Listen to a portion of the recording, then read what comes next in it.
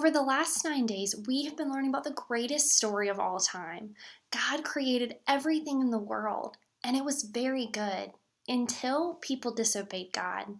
Sin entered the world, and when that happened, everything changed. Yesterday, we learned about a man named Elijah and the contest he had with the king and the prophets of Baal to determine who was the true God, God or Baal. Obviously, God.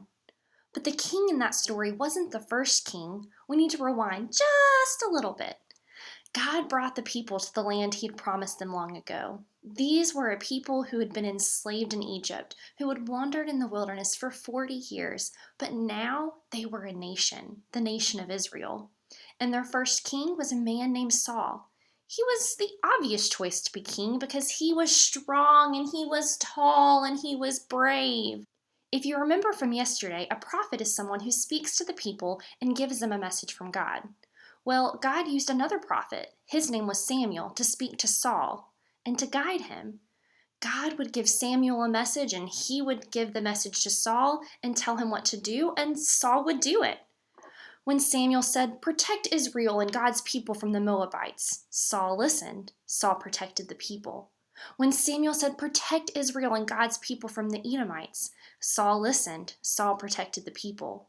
When Samuel said, "Protect Israel and God's people from the Ammonites," Saul listened. Saul protected the people. God was with Saul, even when things were hard.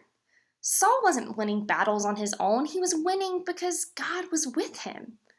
But Saul kind of got a big head. He began to think that he was winning because he was strong, not because God was strong. He began to think he was winning because he was tall and brave. He stopped listening to God. One day, Samuel told Saul, he said, "Saul, protect Israel and God's people from the Amalekites." And Saul did. But this time, he did it his way, not God's way. He kept animals for himself, which God had told him not to do. And to make it worse, he built a statue for himself. He thought he was pretty hot stuff. And this made God sad, like really sad. So God sent Samuel to Saul with a message. Listen to what he said. "Saul, God was with you, but you didn't listen. You can no longer be king. You think you can win battles without God? So try, because God is leaving you." Saul stayed king for a while, but everything that Samuel said to him became true, and the people could tell. Yes, he was still strong and tall and brave, but he was also sad. Nothing was worse than losing God, and Saul knew it. God had left him. Sin had driven him away. So Samuel began to hope and to pray, "God, will you come back to stay?" The story of Saul as king is one that always makes me a little sad. Saul made the choice to disobey God. He didn't listen. He chose himself over God. I'm not perfect, and there are times that I have chosen myself over God too. There are times when I have taken credit for something that God did.